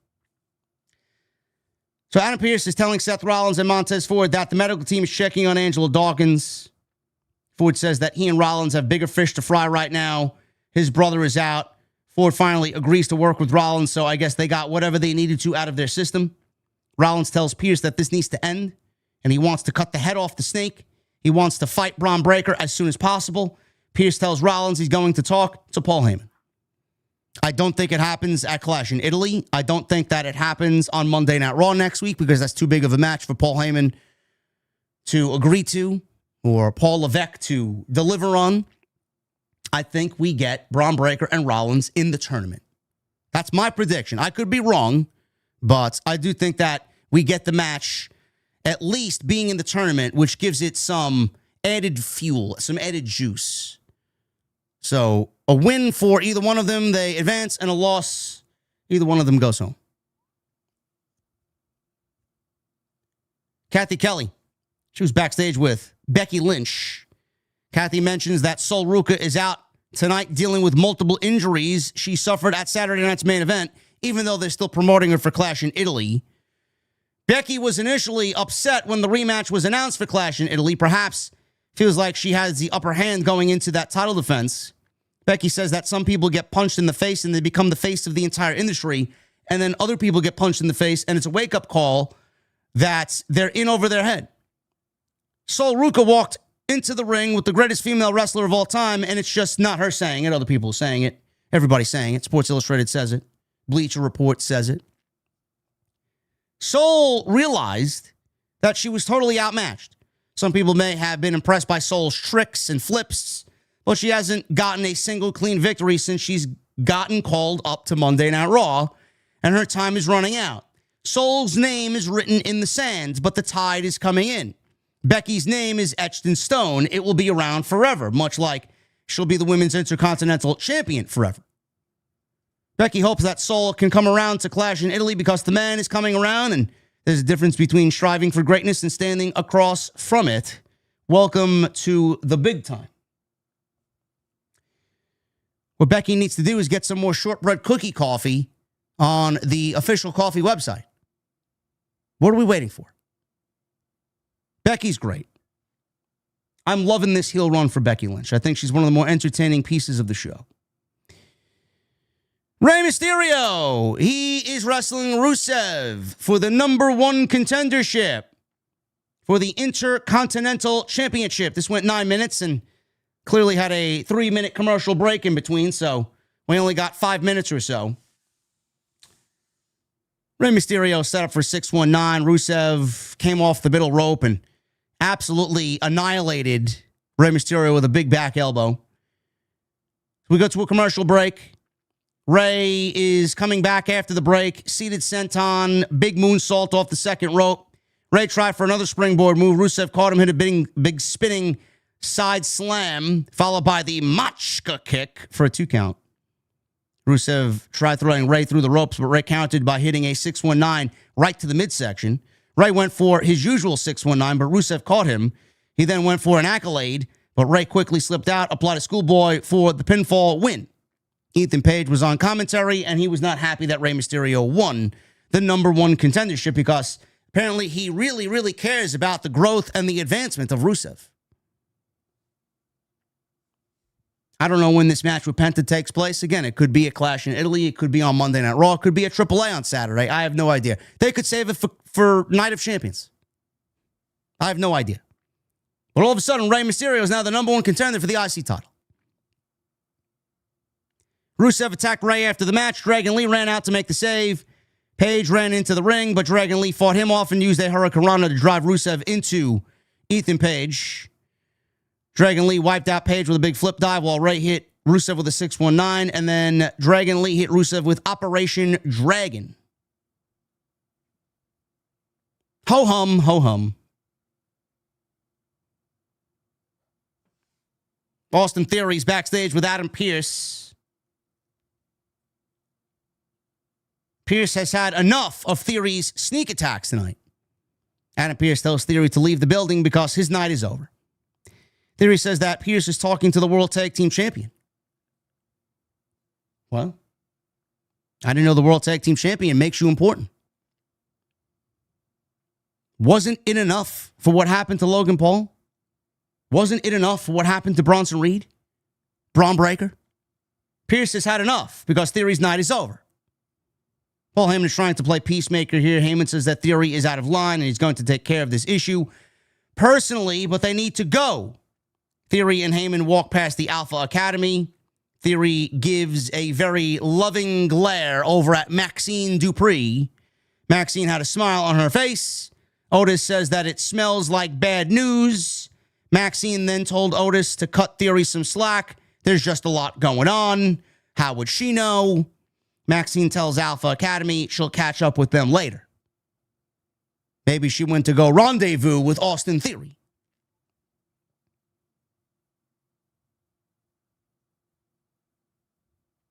Roman Reigns and Jacob Fatu contract signing. Final segment of the night. So Adam Pearce is in the ring. 2 signatures make tribal combat official, says Adam Pearce. Jacob Fatu signs the contract. All of a sudden, Jacob Fatu starts tossing the computer chairs over the ropes onto everybody standing at ringside. There was officials and security hanging around ringside. He threw the 2 chairs out of the ring, threw the table out of the ring. Fatu starts laying out multiple security guards in the process. Roman Reigns makes his way down to the ring and takes his ever-loving, sweet-ass time to get to the ring. Jacob Fatu is acting all animalistic in the ring, and he's taking his time. As long as he's got an aura farm, he'll take as much time as he needs to aura farm. Roman Reigns gets in the ring after about 5 minutes. He tells Adam Pearce, leave us. Adam Pearce says, don't you think it would be better if security does their job and stays out here to make sure nothing pops off before tribal combat? Then Roman Reigns says this gem, which is this is new news to us. This is new information to us. We signed the contract. He made a blood oath. He can't touch me until Italy. Leave us now. Adam Pearce says, you heard the man. Let's go. Have it your way, Oos. Columbus, Ohio, acknowledge me. And then he looks at Jacob Fatu and says, see how simple that was? That's all you had to do. All you had to do was acknowledge me. I beat you at Backlash. You signed the contract. It could have been that simple. All you had to do was acknowledge, and then we could have moved on to the next mission. Like he's fucking James Bond. Acknowledge you like everyone here, says Jacob? Hell nah. See, I'm not like everybody else, but let's keep it 100, Roman.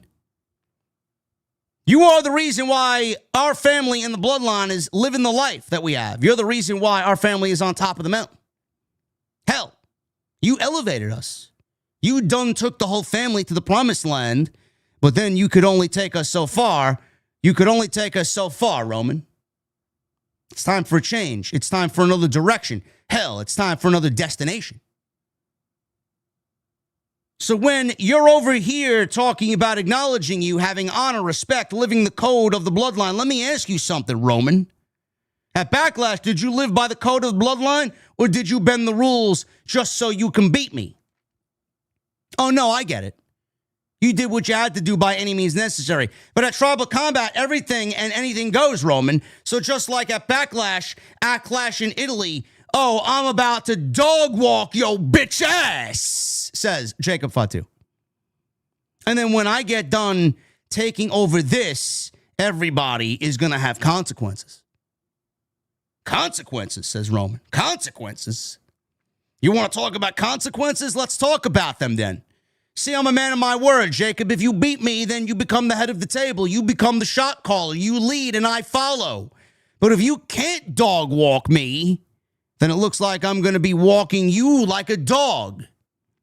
I'm going to domesticate you. If you can't beat me, you will serve me. You will learn from me. And in time, Jacob, you will love your tribal chief. Jacob Fatu says in closing, okay, yeah, well, it looks like a win for me. It looks like a win for me then, Roman. So if you dog walk my ass, hey, it looks like I still have a job here. Ain't nothing gonna change. But not if with me, but when I dog walk yo bitch ass, everyone, and especially you, will learn how to acknowledge me. Yada mean?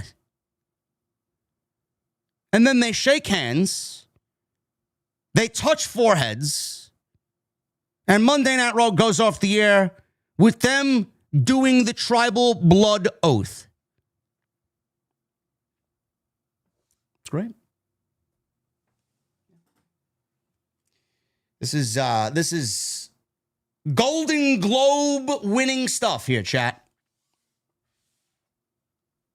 Wouldn't be surprised if this was written by ChatGPT. I don't get it. Nothing about it is interesting. Bro, you've been giving me the same dialogue for fucking weeks now. The match at Backlash was good. I felt it could have went a little longer. I felt like it could have went 10 minutes longer. I felt like it was very abbreviated. I don't know what they got planned for Clash in Italy. It's the only thing about this I like. I don't know what they're doing. I don't think that they're going to take the belt off Roman, but if they want to shake fucking things up and give me a different take on this fucking bloodline family bullshit, Jacob Fatu will win the World Heavyweight Championship. I don't think that Triple H is going to take the flight all the way from Stamford, Connecticut, all the way to Turin, Italy, and fucking ruin his flight by being convinced that Jacob Fatu needs to win the World Heavyweight Championship. WWE's got a few situations that present them. A few situations that they are looking at head on that could create some interesting television if and only if they take the risks to do it. I don't think that they're going to. Every single year we hope for better. Every single year we hope for something different. Where's the feeling? The feeling's gone. The feeling is completely sterile. It's corporate. WWE typically takes the month of May, June, July, all the way through SummerSlam off. We will be looking at 4 weeks to go before we get to a 2-night SummerSlam, and WWE will be on autopilot. They will be on vacation until we get to July. Nothing you get on TV at this point will matter. There's something missing. There is something missing. There's a spark that is noticeably missing from this show. There is a fire that is missing from this company. They are way too stuck in their own little bubble to even realize what's going on. It's easy to produce captivating television if you have writers that actually fucking care about the stories and the characters that are here. And we're not getting them. It's the same fucking tired dialogue every single week.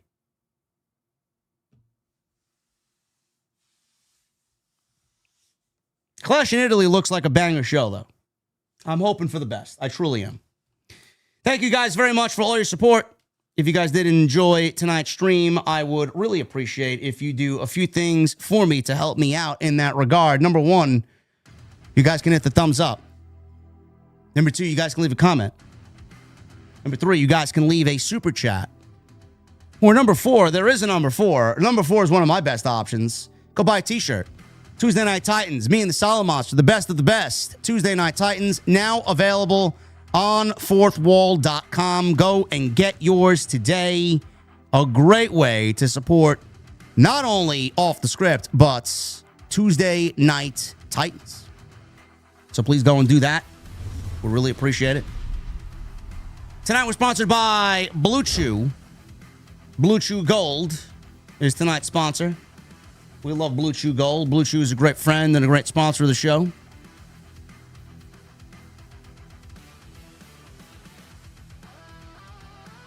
Code JD at checkout. All you got to do is buy 2 months of Blue Chew Gold and get the third month for free. Using that code JD at checkout. It's BlueChew.com. You know, Monday Night Raw has lost its focus, man. It's lost its fire. It's lost its spark. Everything is just kind of sterile and formulaic and boring. Nobody's sharp anymore. We talk about it every week. Everybody's out here brainstorming nonsense. Nothing really sticks. Honestly, that's how I kind of felt a while back. Started feeling that myself. Same workout, same schedule, same grind, but the energy wasn't there like it used to be. Focus felt off. Recovery took longer. By the afternoon, I felt like I had already wrestled Konosuke Takeshita in a 5-star match at Double or Nothing. That's what got me looking into Blue Chew Gold. What I like about it is it's designed to help with more than just physical performance. It's built for arousal and connection too. So your mind and your body are actually on the same page. Being physically ready and mentally locked in are two completely different things. Blue Chew Gold combines ingredients designed for blood flow with ingredients designed for arousal so you can stop overthinking and actually enjoy yourself, unlike you do on Friday Night SmackDown. Less brainstorming, more main event performance. Don't let your mind get in the way of a good time. Discover your options at BlueChew.com. Special deal, like I said, for all of our listeners. Visit BlueChew.com and use code JD. Right now, when you buy 2 months of Blue Chew Gold, you get the third for free with that promo code JD at BlueChew.com.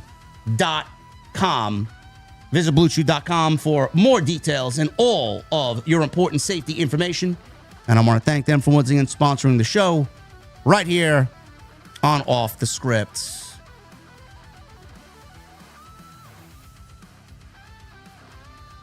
Let's get to these super chats.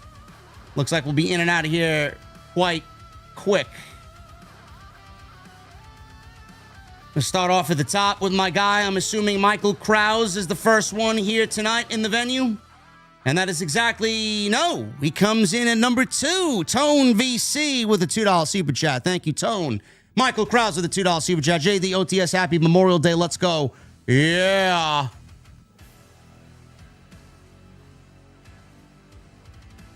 Tone VC with a $2 super chat also says, happy Memorial Day, everyone. Hopefully you guys had a great holiday. The Mother Lover with a new membership. Thank you, Mother Lover. What the fuck is the Mother Lover drinking?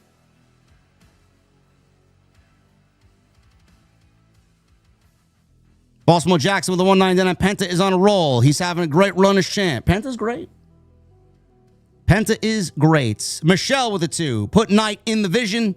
He has nothing going on. LA Knight turning heel would be very beneficial for LA Knight.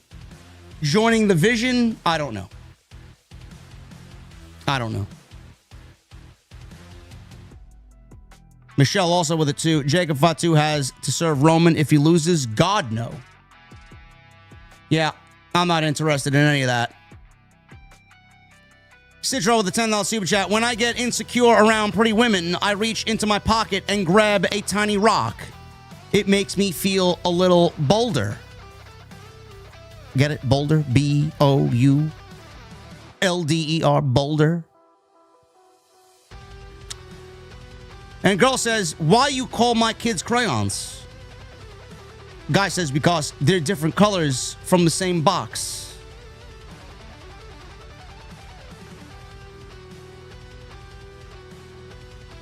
Doesn't sound like a situation I ever want to be in, Sidro. Also, Sidro with a $5 super chat. FYI, if you go to bed in full armor, it's the best way to get a full night's sleep. Invention of the word boob. B equals top view. O front view. B side view.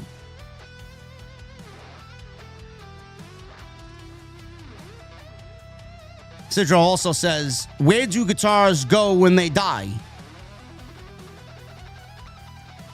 Purgatory.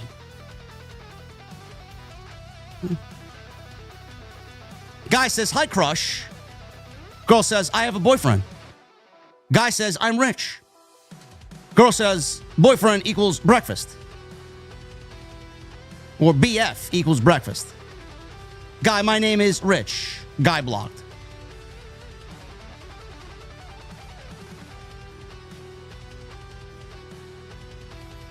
Yeah, that's how it works out, man. The women today are gold diggers, huh? It's tough to find a good one. I have a boyfriend. I'm rich. BF equals breakfast. My name is Rich. Block. Horatio with a $5 super chat. That ending promo was absolute garbage. I'm sorry. Can we get some fucking script writers? Yadameen! Captain Solo with a $5 super chat. If ever there was a time for AEW to put on good quality TV shows, now is the time. Raw is just so formulaic and SmackDown is borderline unwatchable. Michelle with a $2 super chat. No lies there, Captain Solo. No lies. AEW will not put on good quality TV shows because, remember, it's Forbidden Door season. This is the worst season of the year. Nothing matters. Get ready for Hiroshi Tanahashi. Oh, no, he's retired. Get ready for Tomohiro Ishii on television. Michelle with 2. King of the Ring is back, but will Triple H blow it? Will Jey Uso win it? No. Mike 44 with 48 months. Raw was an okay show. Vision cursed, though Braun should leave them. Well, he's tag team champion now. We can't leave them. The Mother Lover with a $4.99. I had a harder time getting into Raw tonight compared to Double or Nothing last night. It just feels boring. Thanks for keeping it real, JD. Well, thank you. Thank you, my friend. I appreciate it. Cody Snyder with a 49 months. This company needs Punk back pronto. CM Punk is sorely missed. Sorely missed. Lord Gasmic with a 5. Triple H managed to do the impossible. He made the bloodline boring. They were cinema for almost 4 years straight, but now it's as dead as every other feud. It's fucking boring. There's nothing about it that equals cinema. Justin with a $1.99. Knicks are in the NBA Finals. You guys are going to have a good time, man. Congratulations. Horatio with a 5. I'm really starting to wonder how many WWE wrestlers actually practice their craft in their off time, from promos to in the ring. It doesn't show. Well, this is what happens when there's no house shows.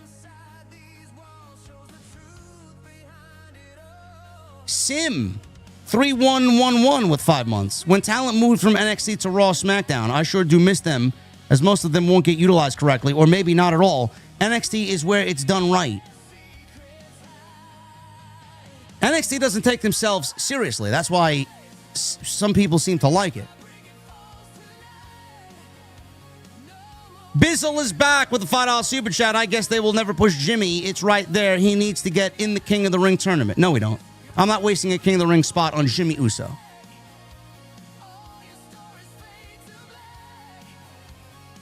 Don Stoney with a $5 super chat. JD, I've learned you are a coffee connoisseur, but are you a foodie? No. No, I'm very particular with my food, Don Stoney. I am also very particular in a very neurotic way with my coffee. I like it a certain way. I will only go to certain places. I'm like that way with beer, too. WrestleMess with 17 months. Jacob wins the title. Usos reluctantly have to follow him. Roman now gets a taste of his own medicine and has to chase the title held by the Bloodline. You say this so easily, WrestleMess. This is Triple H we're talking about. If there is, I will say this. If there is one person that Roman Reigns is going to lose the championship to, it is going to be to his family.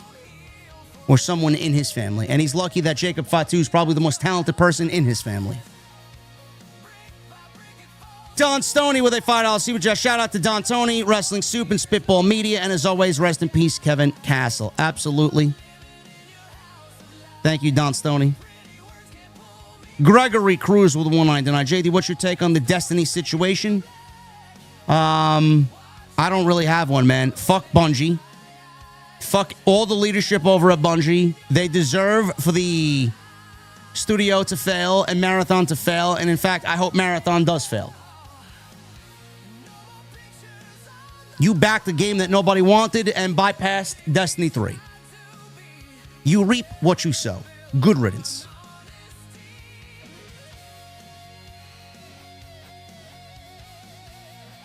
The Mother Lover with a $4.99. And this will be it. With WWE needing to rebuild their tag team division, I hear the New Day and Motor City Machine Guns are free. Oh, wait. Fuck. New Day and Motor City Machine Guns will be AEW bound within the next 2 months. And it's going to be glorious. Because when the New Day shows up on AEW television, and the Motor City Machine Guns show up on AEW television, and then you get FTR and the Young Bucks and the Rascals and the Hurt Syndicate and the Don Callis family and I'm sure Adam Copeland and Christian Cage and 4 or 5 other teams that I have not named. You'll be looking at the best tag team division on the planet. WWE's loss will be AEW's gain. Now, if they only know how to book proper television.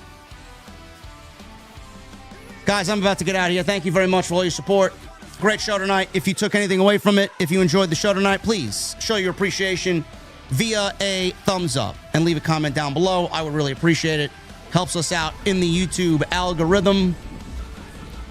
Tomorrow morning, I will be live with the coach. The 2 count. 11:30 Eastern on his YouTube channel, Behind the Turnbuckle. We will be live, talking about Double or Nothing and all the major news that happened over the last 7 days. Tuesday night, I'll be live with the Solid Monster, Tuesday Night Titans, right here on this channel, 8:30 sharp. We'll go over everything that happened at Double or Nothing. Go over Clash in Italy. Talk about Ludwig Kaiser and everything else that happened this week. So Tuesday Night Titans, 8:30 Eastern, right here on this channel. 2 count with the coach tomorrow morning, 11:30. Follow me on social media at JD from NY206, Twitter, Instagram, TikTok, and Cameo. Hit that subscribe button down below and turn on the bell for all notifications. And please go get your t-shirts. Go buy a t-shirt, man. The new retro line for Tuesday Night Titans now available on fourthwall.com. Until tomorrow, man, going to be a busy Tuesday as usual. We'll be back at you with more content right here on Off the Script. Until then, guys, have a good night, and I'll see you later.